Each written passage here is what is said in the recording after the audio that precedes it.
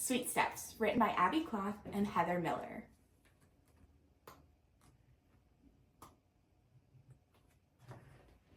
All about diabetes. Hi, I'm Abby. I have diabetes. Before you read my story, I wanted to let you know a little bit about diabetes and teach you some of the words you're going to read in case you don't already know them. Type 1 diabetes, or T1D. There are a few types of diabetes, and I have type 1 diabetes. Type 1 diabetes is an autoimmune disease where my body doesn't produce insulin, which is needed to convert food and drinks like rice, pizza, and juice into energy. How I manage my diabetes. In order to make sure I can eat the foods I enjoy and have the energy to do the things I love, like dancing, I need to make sure that I give myself insulin every day. Some people do this with injections, while others use an insulin pump that they wear all the time. I also need to monitor my glucose levels. I call them my sugars because it's easier to say. My sugars can be measured either using a glucose meter or a continuous glucose meter, a CGM. People who choose to use a glucose meter prick their finger and use a small drop of blood to find out what their glucose level is. I use a CGM, which has two parts to it.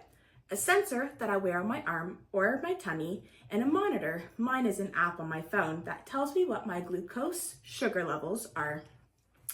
My CGM tells me what my current sugars are and where they're heading. It also shows me how my blood sugars have been over the last day on a cool graph, and can even predict if my sugars are going to go higher or lower, letting me know with an alert. With the help of my healthcare team and my family, I try and stay in my target range as much as possible. High and low blood sugars. If my blood sugar levels go too high, hyperglycemia, I might need to give myself additional insulin. If it goes low, hypoglycemia, I need to have something with fast-acting sugar in it right away and wait for my sugars to come up. My favorite low treatment is apple juice, but people with diabetes can use a small amount of candy, pop, honey, sugar tablets. There are lots of different options to choose from. Thank you for learning more about type 1 diabetes, and I hope you enjoy my story. As Abby listened to the music filling the studio and prepared for her next move, she felt her body weaken. She shut her eyes, hoping she wouldn't hear the loud beep, beep, beep. Too late. Rushing to grab her glucose monitor from her dance bag, Abby groaned as she saw 3.8 glowing on her screen.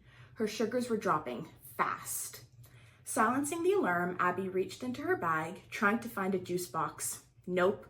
Gummy bears? Nada. A granola bar? Zip. She didn't have any more low snacks with her.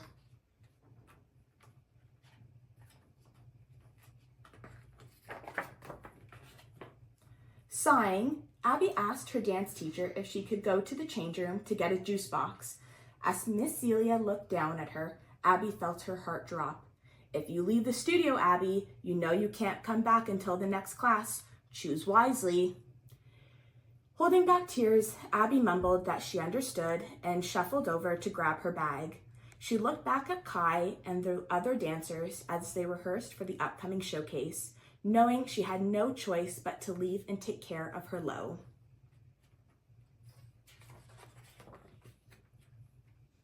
After finding the juice box and drinking it in 25 seconds flat, Abby sank to the floor. The tears that she had held back slid down her cheeks and her shoulders shook. It's not fair, Abby thought.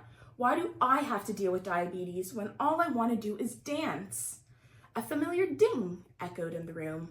You okay? My sugars are low and I didn't have any juice.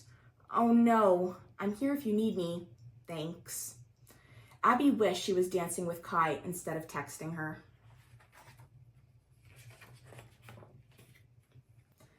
Once her sugar was back in range, Abby packed her things and wandered down the hall to wait for her dad. As the upbeat music from the studio faded away, Abby noticed a soft melody drifting out from a room ahead. Abby peeked into the doorway and saw an older dancer performing a series of pirouettes. As she watched him dance, Abby heard a familiar beeping. Not again, she groaned. Abby looked down at her monitor, but the number read 5.2.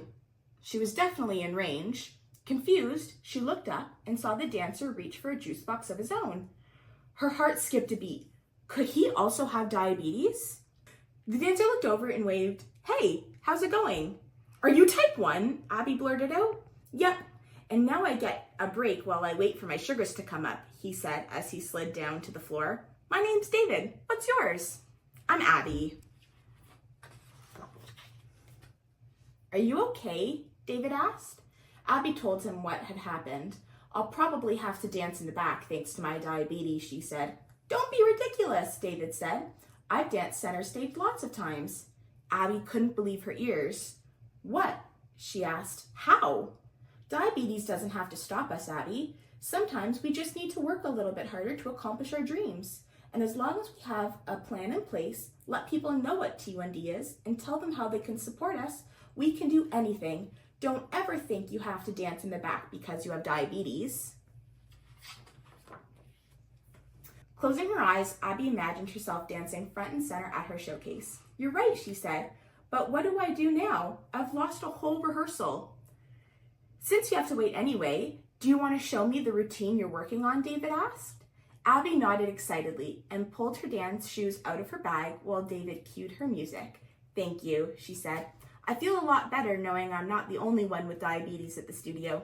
Will you come to my showcase this weekend? Absolutely, David said. I wouldn't miss it. You're going to be amazing. The next day, Abbi took a deep breath and walked over to Miss Celia to explain what had happened at the last class. I can't always predict when my sugars are going to go low, but I keep extra supplies in my bag just in case. Yesterday, I worked so hard that my blood sugars went low more than usual, and I ran out of snacks. It was really hard to leave the class to get more, but I didn't have a choice. I practiced all night though, and I have lots of extra snacks today, she said, showing Miss Celia her bag. Thank you for sharing, Abbi, Miss Celia said. I'm sorry, I didn't realize what was going on. It's good that you're so prepared and that you understand the importance of taking care of yourself and listening to your body.